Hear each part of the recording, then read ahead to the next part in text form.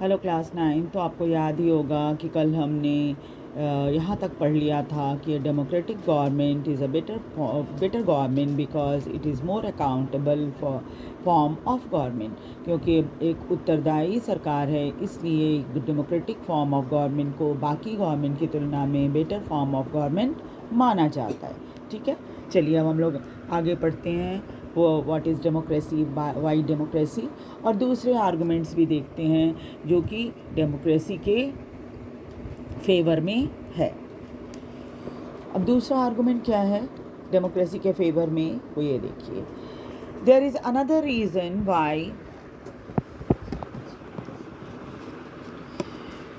why democracy should lead to better decision than any non-democratic government। एक और भी कारण है कि जिससे हम ये कह सकते हैं कि हम डेमोक्रेसी को बेटर फॉर्म ऑफ गवर्नमेंट क्यों मानते हैं नॉन डेमोक्रेटिक की तुलना में। Democracy is based on consultation and discussion. ये बात भी हम बार बार पढ़ते आए हैं कि डेमोक्रेसी में क्या होता है कि बिना एक दूसरे से कंसल्ट किए हुए, बिना एक टॉपिक पर डिस्कशन किए हुए कोई फैसले नहीं लिए जाते। A democratic decision always involve many person. और कोई भी डेमोक्रेटिक डिसीजन में बहुत सारे लोग इन्वॉल्व होते हैं, उसमें डिस्कशन चलती है, मीटिंग होती है। जैसे आप पार्लियामेंट वगैरह में देखते ही होंगे, क्या होता है जब कोई भी प्रश्न आता है तो पार्लियामेंट में उसको रखा जाता है, फिर उसके ऊपर बहस होती है। When a number of people put their head together, they are able to point out possible mistakes in decision। और जब बहुत सारे लोगों से डिस्कशन हम करते हैं तो क्या होता है कि कई उसमें गलतियाँ, कई अच्छाइयाँ सब हमें दिखाई दे जाती हैं। तो कोई फ़ैसला लेने से पहले हम उस फैसले के बारे में या उस टॉपिक की अच्छाइयाँ और बुराइयाँ दोनों बहुत अच्छी तरह से समझ सकते हैं डिसीजन लेने से पहले। This take time. वैसे तो ये अच्छी बात तो है, लेकिन वक्त बहुत लगता है इसमें। But there is a big advantage in taking time over important decision. लेकिन एडवांटेज भी है कि आपके गलत डिसीजन होने के चांसेस कम हो जाएंगे, है ना। This reduces the chances of the rash and irresponsible decision. इससे क्या होता है, हड़बड़ी में लिए हुए फैसले या फिर इररेस्पॉन्सिबल तरीके से लिए हुए डिसीजन की संभावना कम होती है। दस democracy improve the quality of decision making. इससे क्या होता है, डेमोक्रेसी में क्वालिटी जो होता है, क्वालिटी ऑफ डिसीजन मेकिंग होता है, वो बाकी non democratic form of government से बेटर होता है। This is related to the third argument. इसी से थर्ड आर्गूमेंट भी जुड़ा हुआ है। Democracy provides a method to deal with differences and conflict. इसमें क्या होता है, जब आप कई लोगों से डिस्कशन करते हो तो फिर क्या होता है कि डिफरेंसेस यानी कि मतभेद होना, कॉन्फ्लिक्ट यानी वाद विवाद होना, ये दोनों चीज़ों की संभावना अपने आप कम हो जाती है जब बहुत सारे लोगों से आप मिल बैठकर बातचीत करते हो। तो in any society people are bound to have differences of opinion and interest।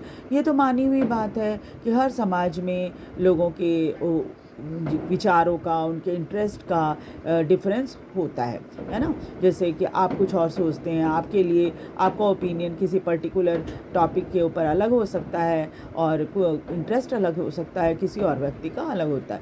एक सिंपल से एग्जांपल से भी आप समझ सकते हैं। आप खुद ही देखिए कि इतनी पॉलिटिकल पार्टियां होती हैं और आप देखोगे सबके फॉलोअर अलग अलग होते हैं। अगर आप एक कांग्रेस को मानते हो तो दूसरा बीजेपी को मानेगा, तीसरा बहुजन समाज पार्टी को मानेगा, और आप जानते ही हैं सबकी विचारधाराएं अलग अलग होती हैं। तो इस तरह का ओपिनियन और इंटरेस्ट अलग अलग होना बहुत ही साधारण सी बात है। These differences are particularly sharp in the country like ours, which has an amazing social diversity। और हमारे देश में तो ये बहुत दिखाई देती है साफ साफ, क्योंकि हमारे यहाँ सामाजिक विभिन्नता या सोशल डाइवर्सिटी बहुत ज़्यादा है। People belong to different region. लोग अलग अलग रीजन में रहते हैं। Speak different languages. अलग अलग भाषाएं बोलते हैं। Practise different religion. अलग अलग धर्मों को मानते हैं। And have different caste. और अलग अलग जाति के भी होते हैं।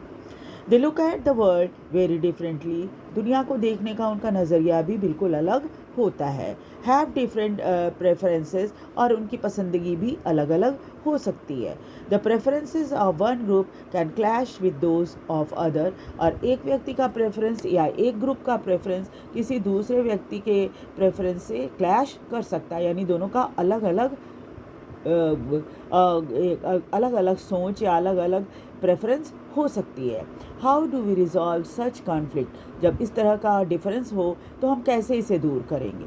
The conflict can be solve by brutal power, एक तरीका है कि भाई ज़बरदस्ती सामने वाले बंदे का मुंह बंद कर दो, पट्टी लगा दो उसके मुंह पे कि नहीं जी हम तुमको बोलने ही नहीं देंगे।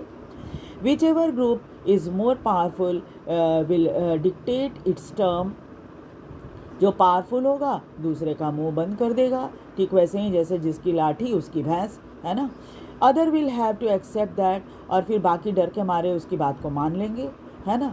But that would lead to resentment and unhappiness, लेकिन इससे क्या होगा, मन ही मन उनके मन में सामने वाले व्यक्ति जो अभी पावरफुल है उसके विरुद्ध में विचार आना शुरू हो जाएगा कि ये हमें बोलने नहीं देते, या हमारी बातों को सुनते नहीं हैं, हमारे लिए क्या कुछ करेंगे, ये सब विचार आने लगता है। और इससे क्या होता है, व्यक्ति दुखी होने लगता है कि ये हमारे लिए, ये पार्टी या ये नेता हमारे किसी काम के नहीं हैं। Different groups may not be able to live together for a long in such a way, और तब फिर क्या होगा, लंबे समय तक एक दूसरे के साथ मिलजुल कर रहना उनके लिए संभव नहीं हो पाएगा।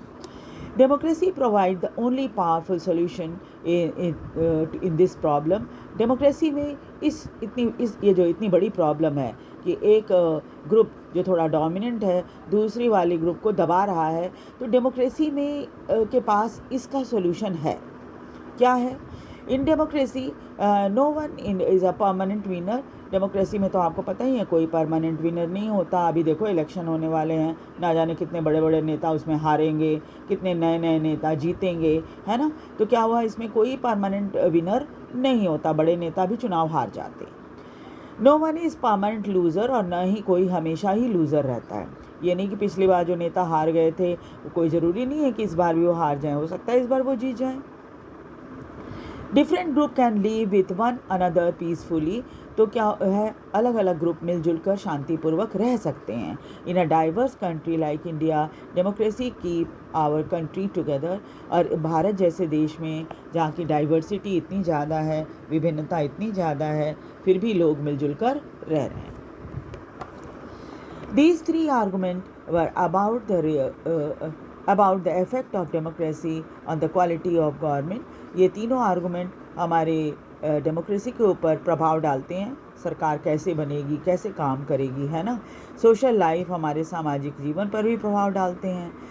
But the strongest argument for the democracy is not about what democracy does to the government, लेकिन सबसे महत्वपूर्ण जो आर्गूमेंट है वो ये नहीं है कि डेमोक्रेसी के लिए सरकार के लिए डेमोक्रेसी क्या करती है, नहीं। It is about the democracy does to citizen, ये इम्पॉर्टेंट है कि प्रजातंत्र जो है वो जनता के लिए क्या करती है। Even if democracy does not bring about better decision, हम कई बार देखते हैं कि डेमोक्रेसी में भी सही फैसले नहीं हो पाते, एन अकाउंटेबल गवर्नमेंट, और न ही उत्तरदायी सरकार हमें मिल पाती है। It is still better than other form of government, लेकिन फिर भी हम ये मानते हैं कि दूसरे फॉर्म ऑफ गवर्नमेंट से ये बेटर है। Democracy enhances the dignity of citizen, क्यों बेटर है? क्योंकि इसमें नागरिकों का सम्मान होता है। एज वी डिस्कस्ड अबव, हम पहले भी ये डिस्कशन कर चुके हैं, democracy is based on the principle of political equality, democracy जो है वो पॉलिटिकल इक्वालिटी के सिद्धांत पर चलती है।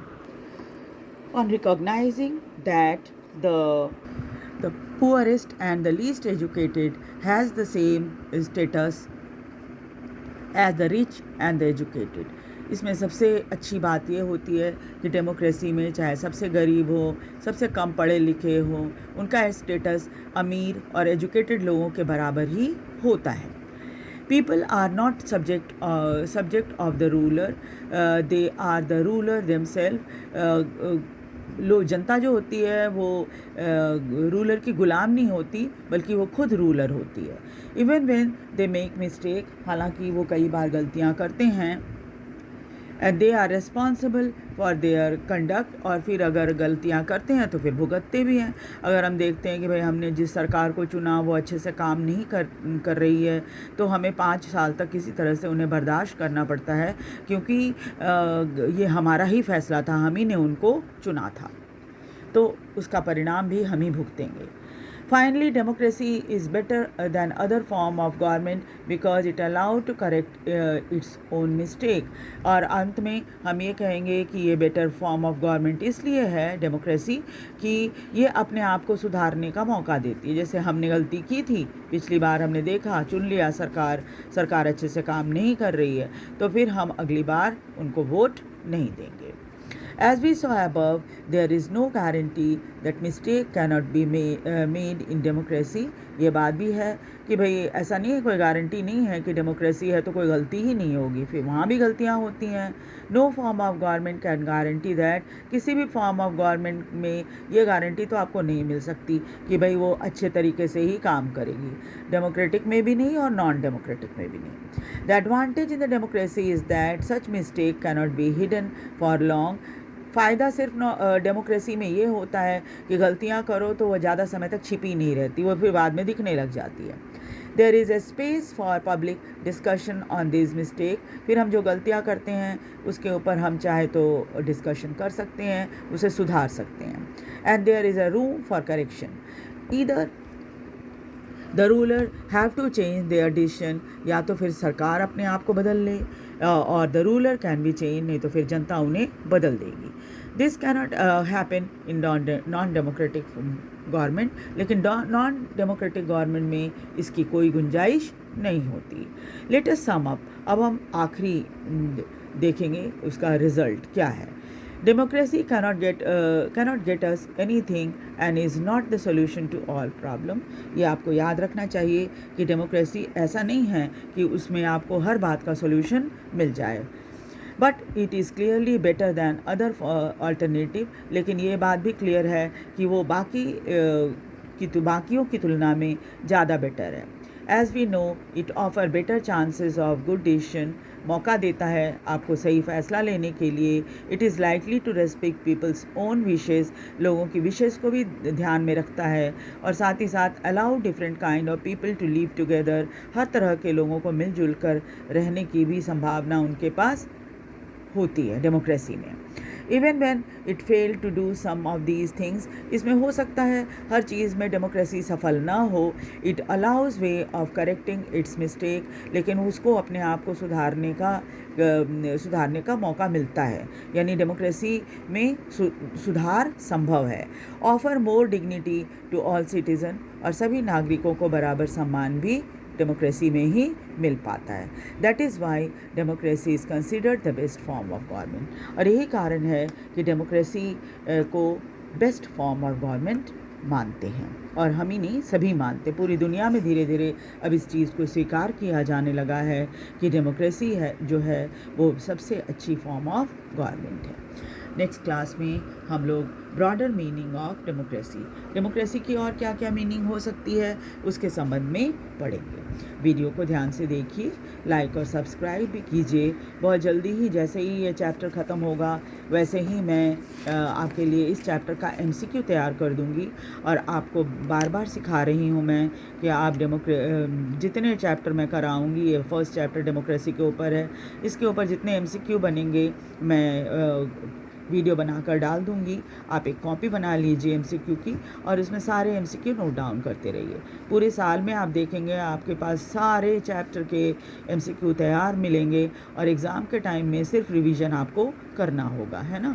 उस समय आपको इधर उधर भागकर MCQ इकट्ठा करने की आवश्यकता नहीं पड़ेगी। मैं कोशिश ये करूँगी कि इसके बैक एक्सरसाइज में भी जितनी MCQ है उसको भी मैं सॉल्व करके वीडियो में डाल दूँ, ताकि आप उसे आसानी से अपने पास नोट डाउन करके रख सकें और एग्ज़ाम के समय ज़्यादा परेशान ना हो।